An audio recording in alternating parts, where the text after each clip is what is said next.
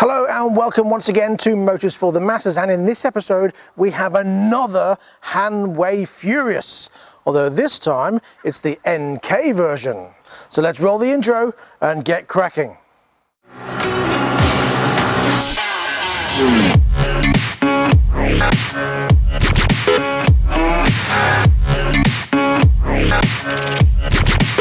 I've been a real bad boy on the town all night. Starting to calm down with the morning light down in the dirt. However, unlike the SC Furious, the NK Furious has different names.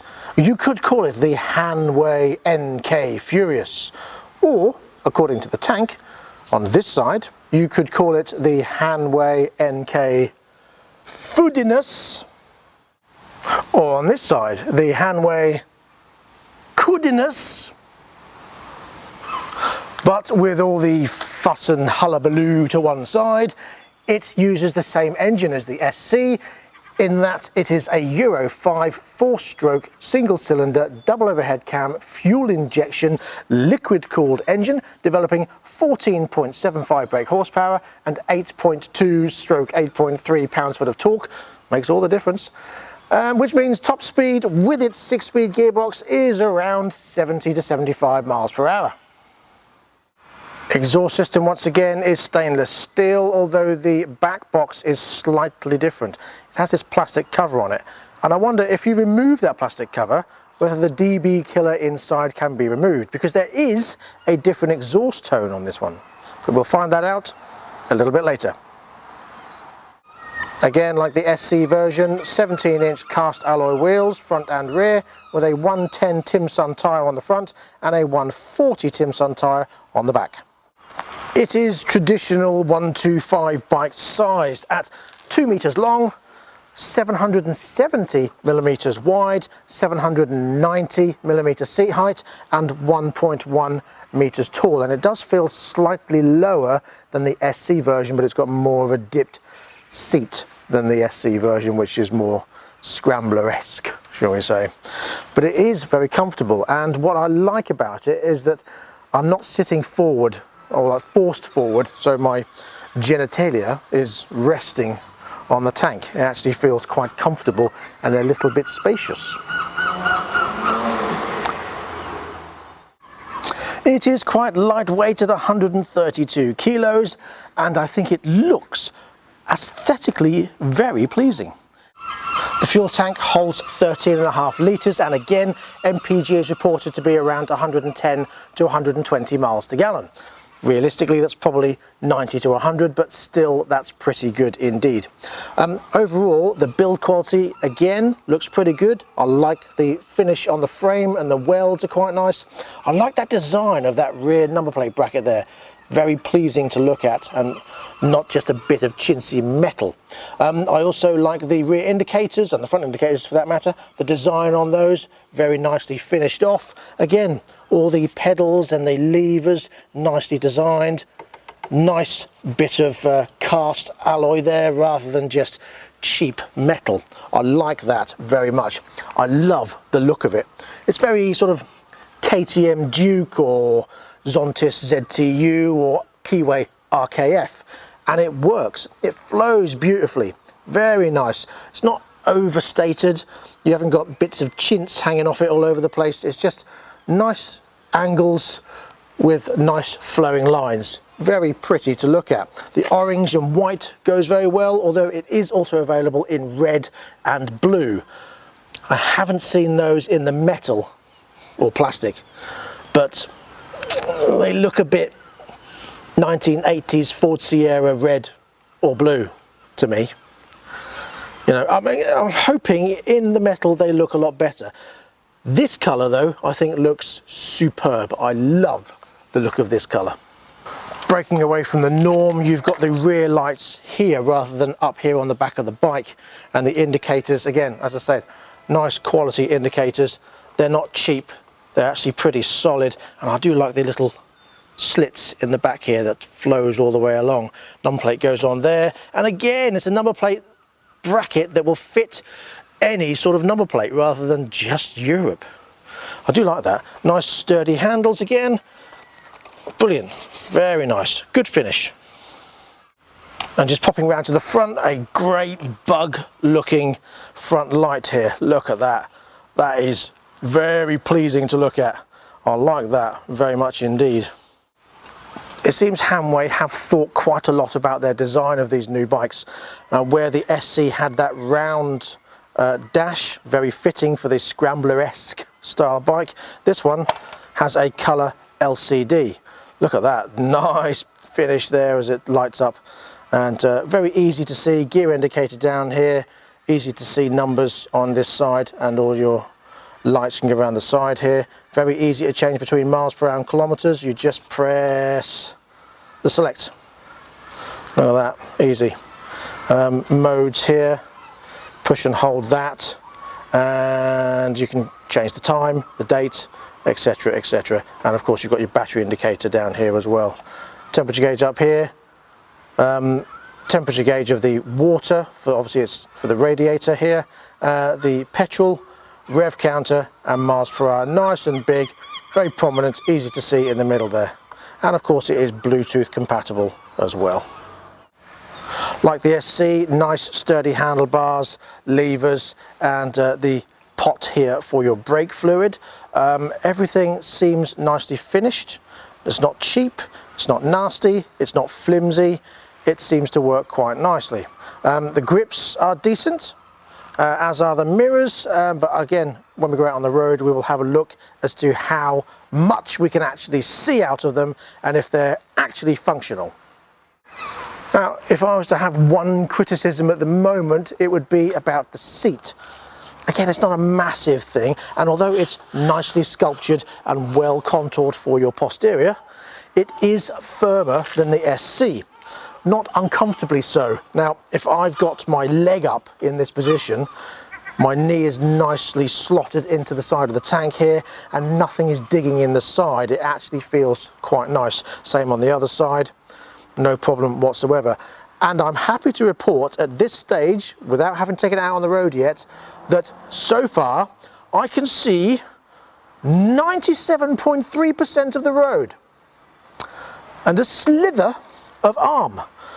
So it seems that Hanway have done what everyone else seems to fail to achieve, and that is make mirrors that are just a little bit longer so you can actually see what's behind you.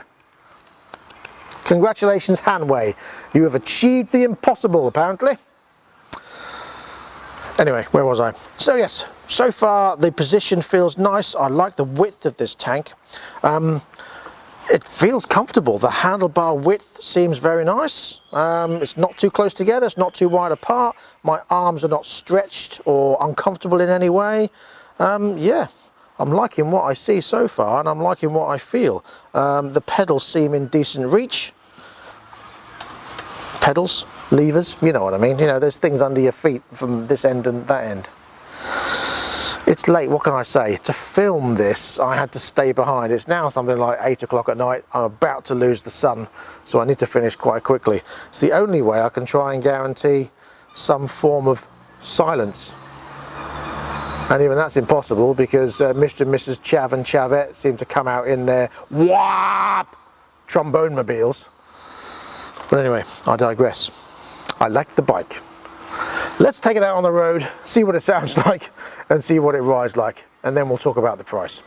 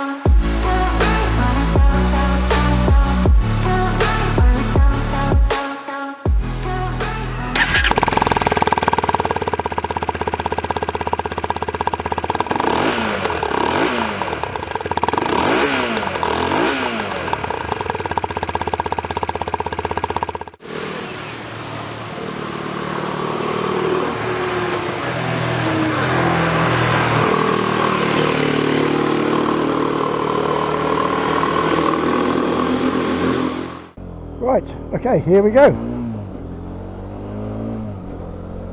The Hanway NK goodness. Well, it's smooth enough. Mirrors, yeah, I can still see out the mirrors about 50% though. Not as good visibility as the SC version, but it's okay.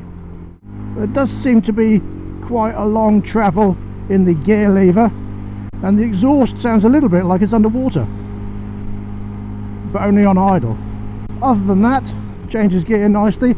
Oh, that's annoying. The 5 looks very much like a 6. I'm going to go from 6 to 5. See? They haven't quite changed that very well. Looks very much like a 6 on there. Other than that, it's very smooth. The dash is very clear. It's comfortable enough. Suspension is okay, a little bit, not jolty, but it's firm. Handling wise, takes the gears very well and takes the corners very well.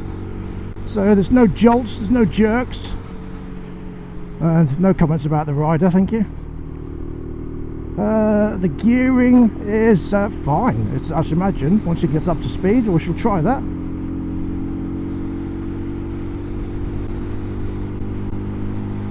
I mean, it's got decent pull away in 6th there. Seating position does feel very much like the Keyway RKF, but more comfortable. But it pulls well enough. The gearing, I think, is slightly different to the SC in that the revs seemed a bit higher in 6th gear there. But yeah, this is a nice machine. Now it's settled in, the gears actually do change quite nicely. There is a little bit of a bump on the suspension, but it's nothing drastic. Changes gear fine, rides nicely. It's very light and nimble. You can throw it around all over the place really easily. Very nimble. The tyres feel good, nice and grippy, nice and planted. The brakes, very responsive. Even though they're not ABS, they do respond well.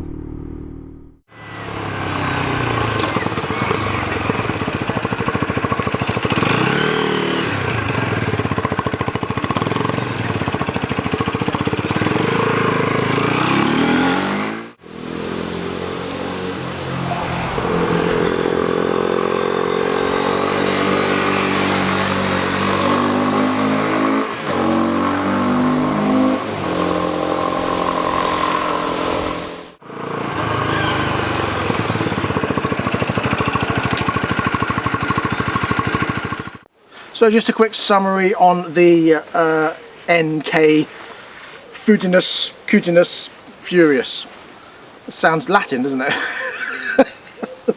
Something Julius Caesar would say. Anyway, midges are here again. As if. Do they live here? Are we invading on their space? Is that what it is? Annoying things. Anyway, so the Furious NK. Well, it's nice to ride. I personally prefer the previous one we did, the SC, if you remember that. If not, pop back and have a look at that video. I prefer the ride of that one. This one for me is a bit like the Keyway RKS, where you're closer to the tank and it's thinner at the front. It's not uncomfortable because you're not as close, you're not forced into the tank, but it feels that style of bike. I like the way it rides. I love the dash. The dash is very clear and easy to see. The mirrors are okay. They would do with being probably an inch longer, but other than that, it's nothing drastic. The gear change, now the travel in the gear lever is quite long. I believe I said the same thing about the SC. So yeah, I think the travel in the gear lever is quite long, but again, you get used to it. It's still smooth enough. It still changes gear quite nicely. The grips are nice and easy. The width of the handlebars are fine, just as you would expect. You're not overstretching, you're not too close together. The turn and the handling is absolutely spot on. The tyres do a great job. The brakes, fantastic. Really do like the brakes. Now I know we were saying before about ABS. ABS is better, but on a 125, it's completely unnecessary. These combined brake systems, now they've got them sorted out from the first incarnation, are absolutely fine. No problems with stopping whatsoever. If I was to have one criticism, I would say it's a little bit harsh on the ride, but again, that depends on the road. You go over a bump, you feel it, but it's not the state where it's shoving the seat up your backside. It's not horribly uncomfortable, it's just firm, let's put it that way. And a firm ride is not always a bad thing, because that means the handling is slightly better, he says, talking about cars mostly. It's fine, honestly. Right, what else can I say? Well, I do like the design. It's pleasant to look at. It's thin down here and then it stretches out quite nicely. It's a pleasant seating area. The exhaust note possibly sounds a little bit like it's sitting in a puddle, rather than a rumble that the SC had. But other than that, it's okay. I just imagine once the soot gets through it and it's worn in quite nicely, it'll be absolutely fine. Other than that, I've got nothing really else negative to say about it. It's a fun bike, it's a sporty bike, it's quick enough, and it's comfortable enough. Well, like the SC, it is £3,299 on the road with a 2-year parts and labour warranty. First service, again, like the other one, 300 miles or 6 months for the first service, and then 2,000 miles or 6 months, or every 2,000 miles or 6 months after that. That is a MotoGP stipulation across the board for all their bikes in the 125 or 50 range. There you go. What do you think? Please let me know in the comments section below. Do you have one already? Do you have one on order? Do you have one of the alternatives that I was mentioning? Do you like it so far? I'm quite impressed. I really am. It's much better than Hanways of old and much better than I expected. Absolutely very much pleased with this bike. If you want one of these, please let me know in the comment section below, or pop along to our shop, LS Moto or Lightning Storm Motorcycles. The link is in the description below. And don't forget, we've got other stuff coming soon. We've got a new bike coming from Sim, the Sim Jet X 125, big maxi midi maxi scooter thing. So stay tuned for that, and we'll be back with lots more other stuff as well, more on the track car, more on other stuff, and Bob, and the cafe. Yes, there's a cafe opening. Yes, and other stuff as well. So please stay tuned for that. I don't know, maybe it's the lack of food that I'm just waffling on about nonsense. I'm sorry, I'm hungry, I'm tired. I had 3 hours sleep last night because I was editing. You don't care, you're not interested, are you? Anyway, please like, subscribe, share, comment and everything else. Seagulls seem to like it. Yeah? Good. All right, so until next time, please ride and drive carefully, but have fun. Good night. Shut up, really, seriously?